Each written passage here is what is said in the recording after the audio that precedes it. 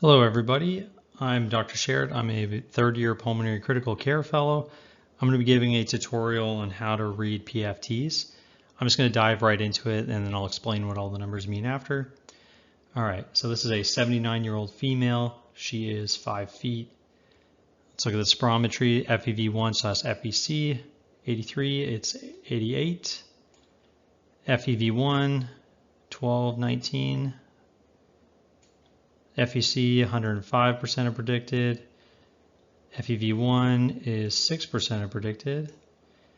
The grade is AA. Flow volume looks generally okay. Okay, so normal, this is normal spirometry. Then going to lung volumes, total lung capacity. She has 4.32. It's within the normal limits. 97% of predicted, that's good. RV/TLC, 46, it's within normal limits here, 97, all within normal limits, that's good. Normal lung volumes. Diffusion, she has 18.44, that is 97% of predicted, that's good. Alveolar volume is 3.87, that's good. KCO, 4.77, both within normal limits. DLCO is a good grade. Overall impression, normal spirometry, normal lung volumes, normal diffusion. Okay, so what is a PFT? PFT is pulmonary function test. It gives us an idea of what the lungs are doing. There's three things it's checking: spirometry, lung volumes, and diffusion. Spirometry is how is the air actually moving through the tracheobronchial tree. Lung volumes are the total lung volume, is it reduced, is it hyperinflated? And then diffusion is how good are the lungs at getting oxygen into the blood. So what is a normal PFT? A normal PFT is somebody that fits within close to the average based on the Global Lung Function Initiative equations. Okay, what does that all mean? So imagine if you were inventing PFTs. And you were trying to figure out what was normal. Basically what you could do is you could have a ton of people do the PFTs and then you could figure out what's normal. So that's exactly what happened. There's something called NHANES 3. They had a bunch of people do PFTs and they established something called the percent predicted, where 100 was basically the average. So the closer you were to 100% of predicted, that was kind of the average, with about 80 to 120 being the normal range. In 2022, European Respiratory Society and American Thoracic Society, they came up with some new guidelines and they recommended using something called the GLI. GLI is Global Lung Function Initiative. Essentially what that was is it was similar to NHANES, but it was way more people doing the PFTs and it was a larger age range. So GLI, they used people from age 3 to 95. And they tested 160,000 people. So that's a lot of PFTs. And they essentially they updated the percent predicted, and then they also included something called lower limit of normal, upper limit of normal, and the Z-score. So the lower limit of normal, so for example, in the context of our patient, in a 79-year-old female who is 5 feet, okay, this is 60 inches, 5 feet, if she has a FEV1 of 1.92, you would expect, well, for her age and height, you would expect someone of her age and height to be within 1.2 and 2.19. 5% of people her age are going to be over this number. 5% of people her age are going to be below this number, all of those being normal. All right, Z-score it's a standard deviation related to an average.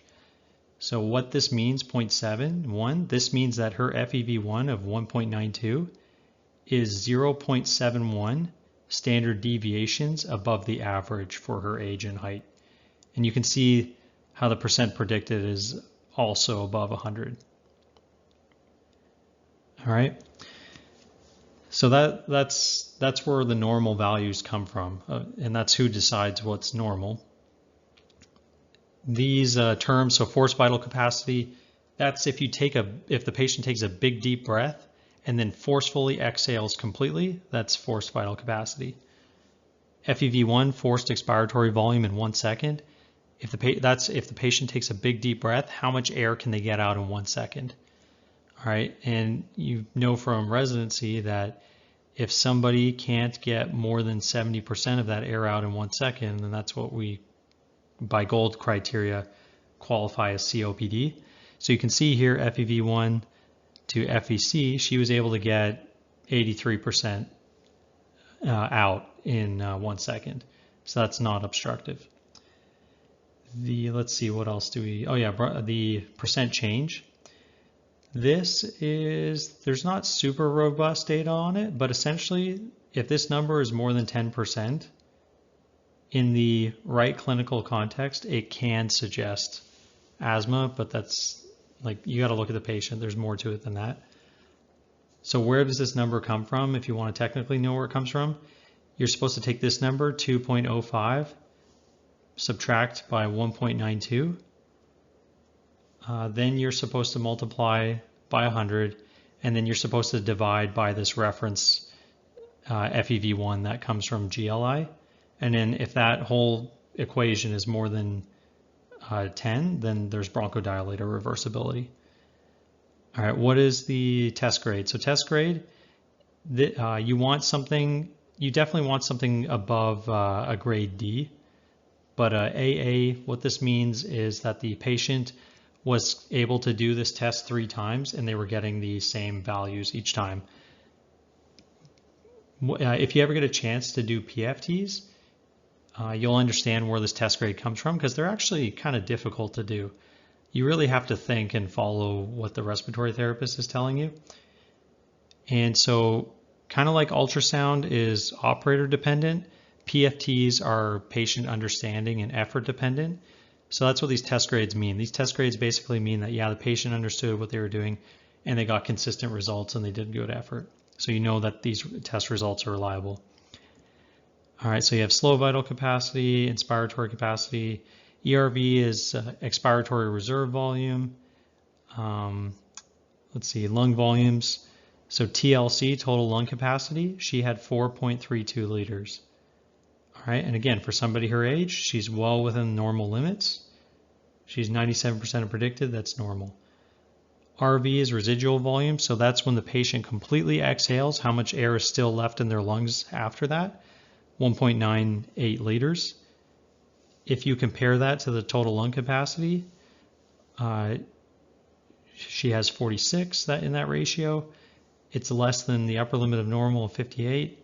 This 97, as long as this is 120 or less, then there's no air trapping. So this is normal lung volumes. Diffusion, again, diffusion is how good are the lungs at getting oxygen into the blood. So diffusion of carbon monoxide. So what happens is you have the patient take a deep breath of carbon monoxide, and then you can essentially measure how much carbon monoxide goes in and then how much comes out, right? And that difference lets you know how much, gives you an idea of how good the lungs are at uptaking these things. So she had 18.4 milliliters per minute per millimeter of mercury, which is 97% of predicted, so that's normal. You want something higher than 75% roughly. There is upper and lower limits of normal, but for whatever reason at my institute, we don't record those here, so I don't have them, so we use this. If you look at down here, alveolar volume, liters, so she is 3.87, that's within normal limits, so that's good. You'll see KCO, and look at the units, milliliters per minute per millimeter of mercury divided by the alveolar volume of liters. So this is looking more at like how efficient is each unit of the lung. So this is 4.77, that's normal. DLCO grade AA. So that's where those numbers all come from. And looking at this flow volume loop, the lungs are full at 0 here, and then they exhale up, out. So you have speed or flow on the y-axis, and then volume exhaled on the x-axis. So the lungs are full here. They exhale up out of their lungs, and they slow down a little bit as they get towards the end. And then they breathe in down into their lungs, and that's where the flow volume loop comes in. Just before we go on to some more PFTs, I just want to explain where some of these numbers are coming from. So there's 4 volumes. There's inspiratory reserve volume, tidal volume, expiratory reserve volume, residual volume. So tidal volume is what you're doing right now as you're watching this video, just passively breathing in, breathing out. Inspiratory reserve volume is how much of a breath above your normal breath can you take. Expiratory reserve volume is how much air can you exhale, right, beyond your tidal volume. And then residual volume is how much air is still in your lungs, even after you've completely emptied out. You'll see there's a couple different capacities. Capacity just means it's a combination of something else, right? So inspiratory capacity, that's a combination of the tidal volume and the inspiratory reserve volume. Functional residual capacity, that's all looking at expiration, so that's a combination of this volume and residual volume. Vital capacity is the total amount of air that you can move, and we're measuring this on PFTs, but we're doing forced vital capacity. Then you have your total lung capacity for lung volumes. So this is a graphic from the ATS ERS paper of 2022. Just want to show you some tips on it. So over here you have a normal flow volume loop, where right where my pointer is, that is where the lungs are full of air. And then the y-axis is how much air they've exhaled, the x-axis is how much air they've exhaled, and then the y-axis is the flow or speed. So how I remember this is you exhale air up out of your lungs, and then you inhale it down into your lungs here. That's how I remember it. So you can see 2 examples of obstruction here. You can see an example of restriction here in G. I will show you a PFT of somebody who has a extrathoracic obstruction. That's here. I'll show you that later. So this is another graphic from that same paper. The purpose of this is to compare the lower limits of normal with the fixed cutoff of 0.7 from gold. So as you can see, gold criteria says that 0.7 for the FEV1 FVC ratio is what defines COPD. But if you look at these lower limits of normal, younger people tend to be above this ratio, and older people naturally tend to be below this ratio. So all the people in this area right here, do they really have COPD? Or is that normal for them? Whereas the people over here, the younger people, they're above the ratio, but they're still below all their peers. So if you just use that fixed cutoff, you're probably going to miss some people here who actually have COPD. And then on the other end, people who are older, you're probably going to overdiagnose them with COPD.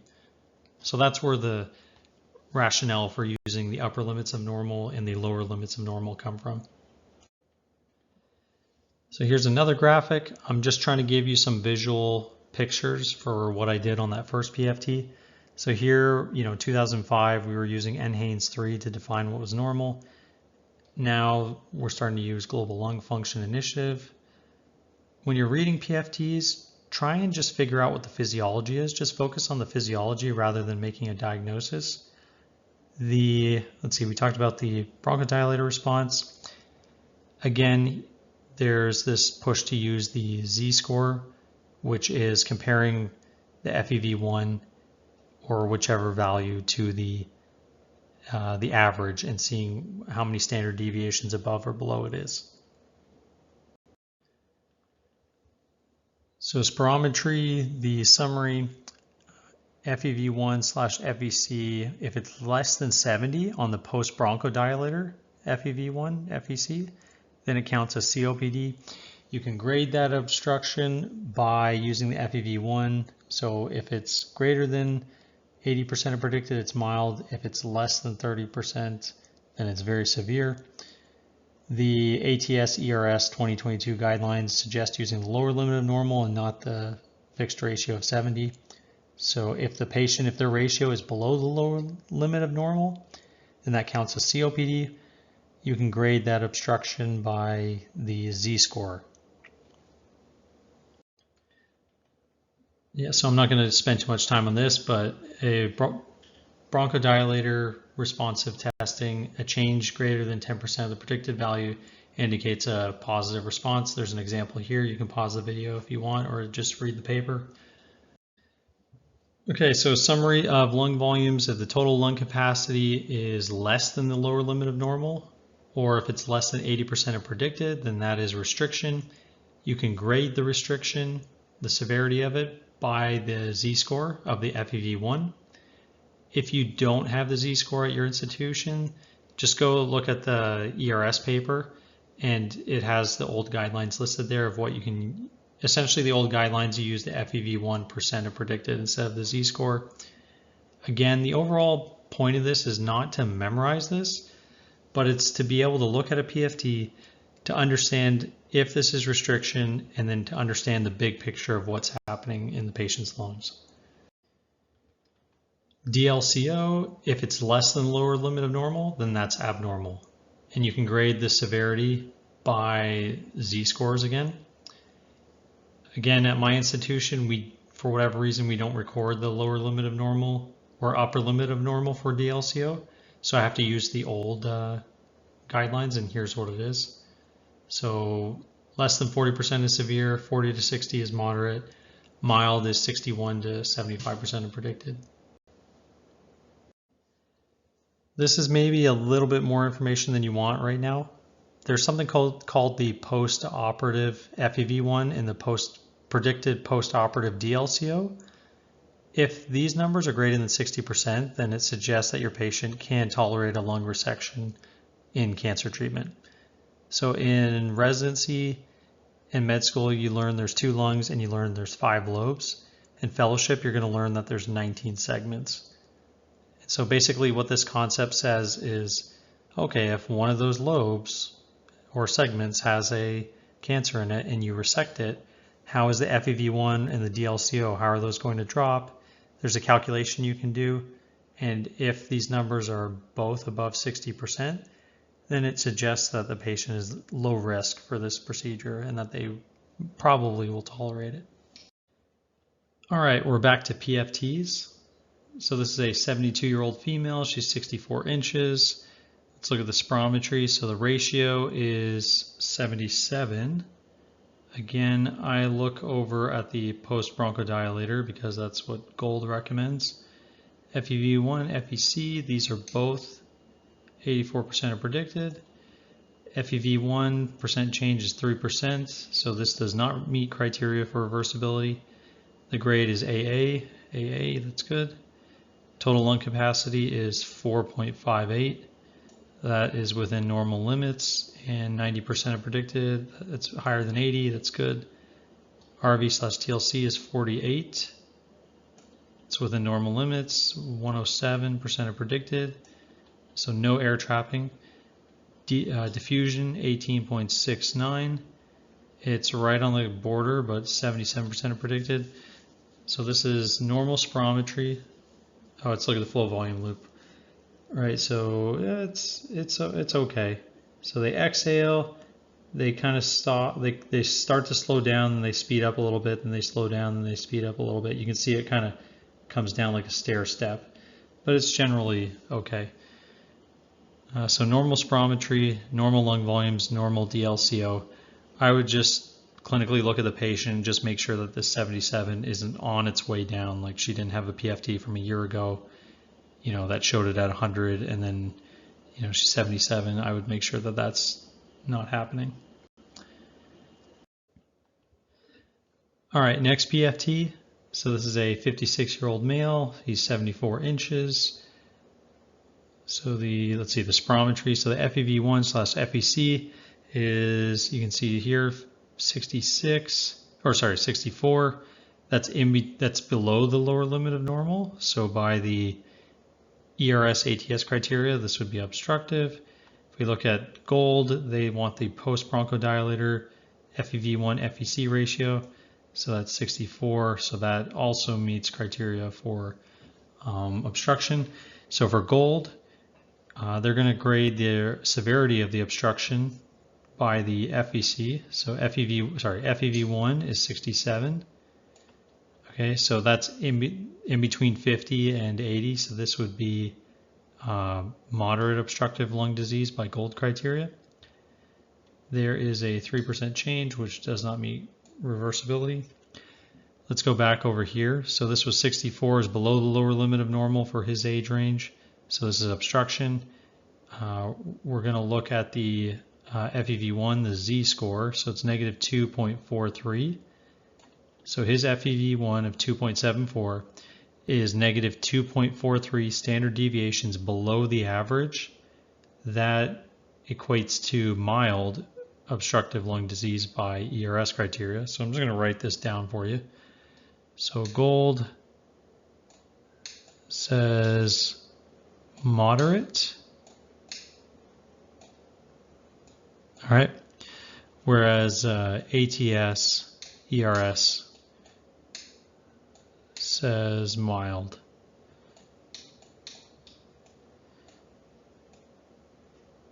Okay. Let's go on down to lung volumes. Total lung capacity is 7.49 liters. That's within the normal limits. 96% of predicted. That's good. Let's take a look. RV/TLC is 41. So this is above the upper limit of normal. And the percent predicted, this is greater than 120% of predicted. So this would be air trapping. So diffusion, he did 29.67 milliliters per minute per millimeter of mercury. Let's see, this is 78% of predicted, so it's borderline low, but it's still technically normal. And the grade was okay. Grade is okay. Overall, so this is moderate obstructive lung disease by gold criteria, mild by ATS/ERS criteria. No reversibility. Here's the lung volume. You can see there's a little bit of scooping on the expiration, so that also goes with obstruction. Lung volumes, normal lung volumes with evidence of air trapping, normal diffusion. All right, this next PFT, this is a 55-year-old male. He's 70 inches in height. I just look at this flow volume loop right away, and this is going to be some form of obstructive disease.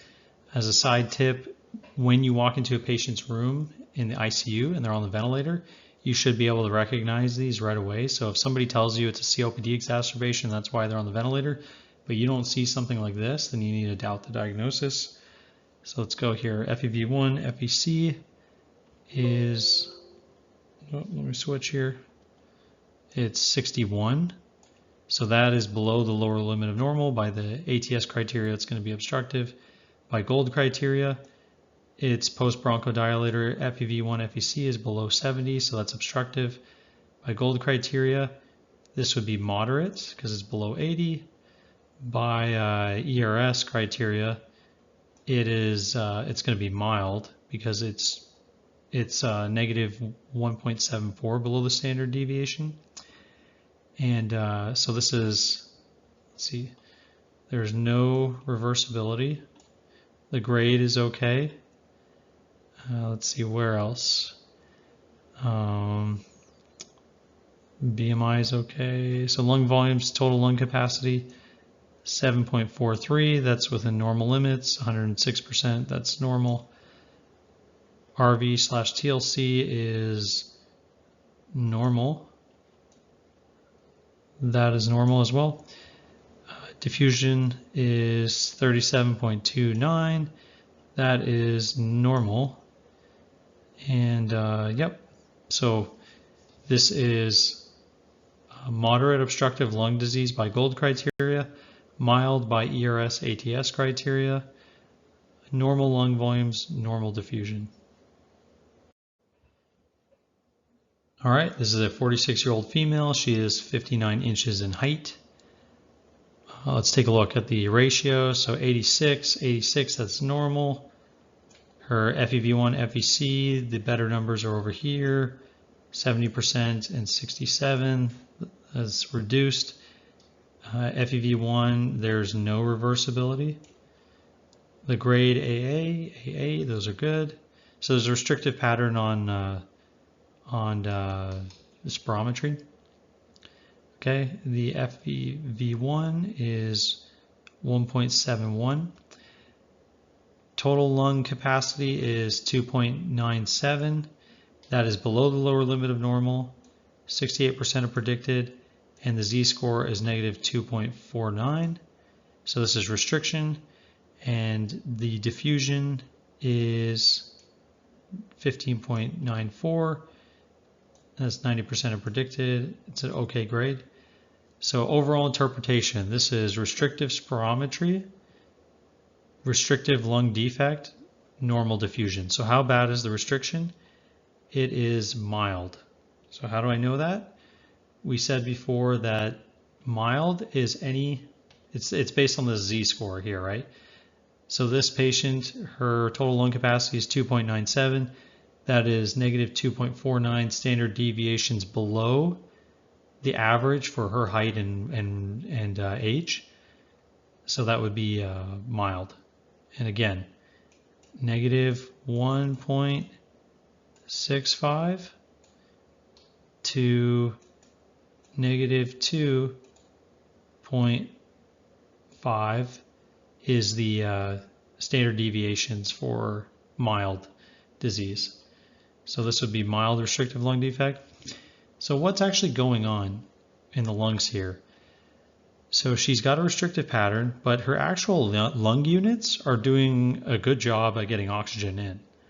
So this doesn't exactly look like parenchymal destruction of tissue, because one thing you'll learn about is these diseases called interstitial lung diseases, and typically those are fibrotic and inflammatory processes. They cause these restrictive patterns, but they also destroy the lung unit, so the DLCO drops. In this case, it hasn't dropped. So what's all going on here? She has her BMI is 39, and her expiratory reserve volume is 10%. So what's happening is she has a lot of adipose tissue, and it's actually squeezing her lungs, and it causes a restrictive pattern. So if she gets short of breath after severe exertion. So what's happening physiologically is she tries to exert herself, but she has so little volume to work with that she just has to breathe more rapidly to move air. So for example, that chart I showed you earlier where the tidal volume, where you breathe in, breathe out, breathe in, breathe out. So try exhaling. Right? She doesn't have that volume. She tidals, and then she's got this little blip where she can exhale. So if she starts to exert herself any at all, she has to breathe really rapidly to move that air around, because she's got very little to work with because the adipose is compressing it. So this is restrictive pattern on spirometry, mild restrictive lung defect, likely extrinsic disease, normal diffusion. As a side note, she did have PFTs from 5 years before, and it showed an FVC of 2. So there was a drop in the FVC. We decided that we would follow her symptomatically, and in the next few months, if she had any worsening symptoms, we would repeat a PFT just to make sure that this DLCO wasn't on its way down.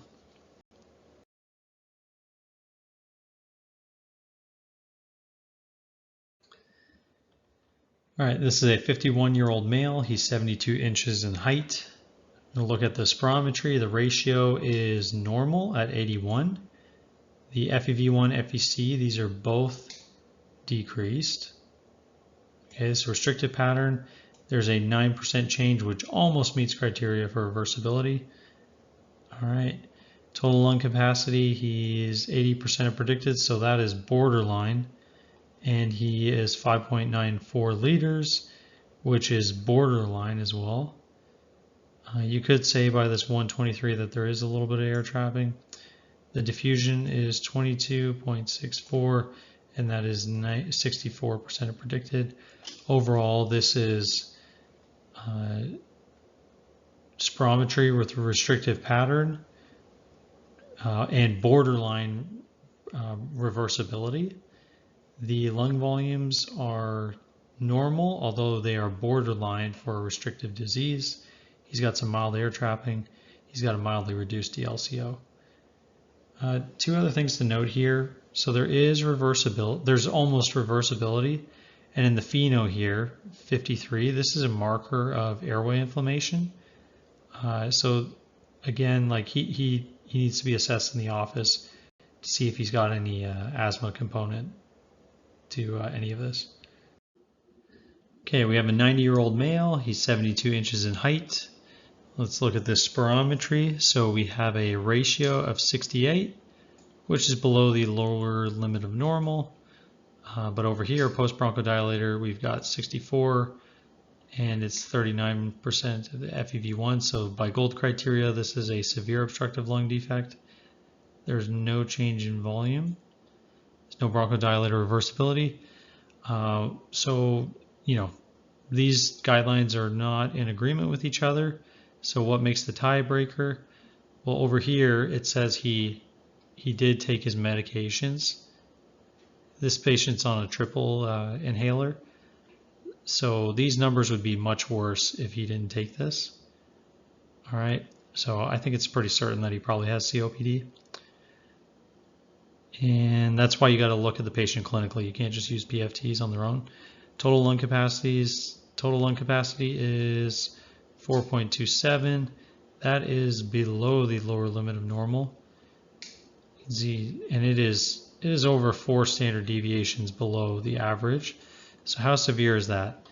That would be moderate restrictive lung defect. So how do you do that?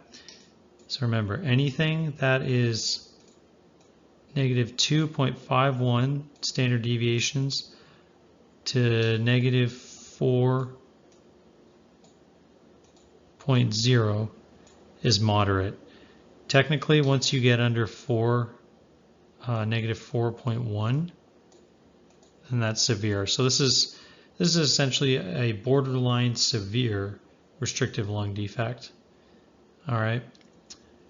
And there's a little bit of air trapping right there. Okay. DLCO 13.52. That is severely reduced. Okay. And actually, we'll do a little bit of extra here. So when the DLCO is reduced, then you can also look at the alveolar volume.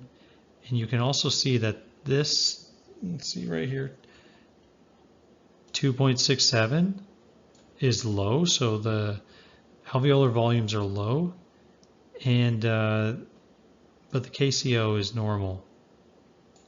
Okay. If the alveolar volume is normal and the KCO is high, there's actually a chart in the ERS paper that suggests that the DLCO is low because you've lost lung units, like maybe they haven't taken a deep breath, or maybe they had a lobectomy or pneumonectomy, something like that. If the DLCO is low and the VA is low, but the KCO is low or normal, then that suggests that the efficiency of each unit is a little bit down. And you can see that when there's destruction in the alveoli, so, which would go along with the COPD picture. Again, you'd have to see the patient, see what his symptoms are, see what he's been doing over time to make sure nothing else is going on. But in summary, this is, I would say this is a severe obstructive lung defect.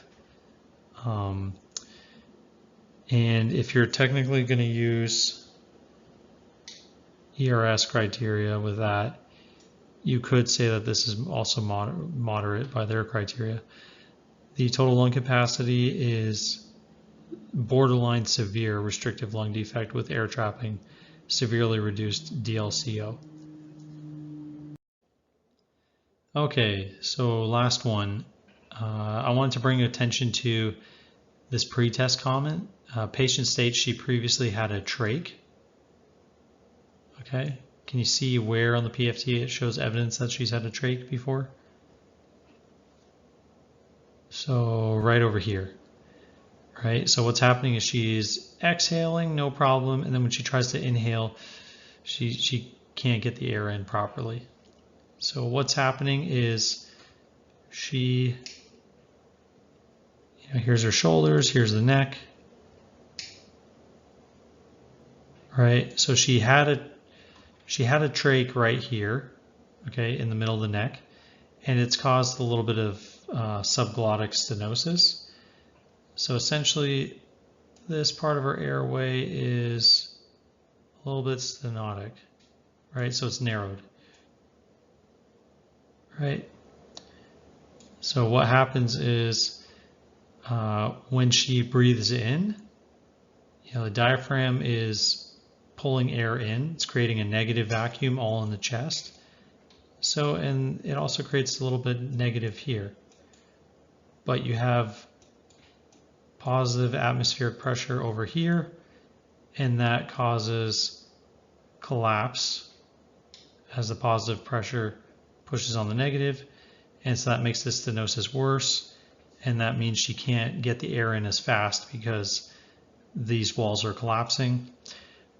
When she goes to exhale, then all this becomes positive, right? Positive, positive, positive. It pushes all this out of the way, and that's why it's easier for her to exhale than it is to inhale. All right, all done. I hope that was useful for you. That concludes the basics tutorial, and by basic I mean there is a lot more information to cover. That's why I'm giving you the picture here to the paper. This is the 2022 paper that has all the new guidelines.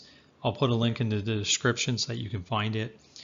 One last thing, when you were in residency, it was enough that you could just watch a video and you could just accept what somebody said or what your attending said. In fellowship, what you need to develop the habit of is going through papers and learning how robust the data is or how robust the data is not. That's part of becoming an expert. So again, I hope this video was useful, but the next step would be for you to go through this paper and start teaching yourself PFTs and learning that way. Best wishes and bye for now.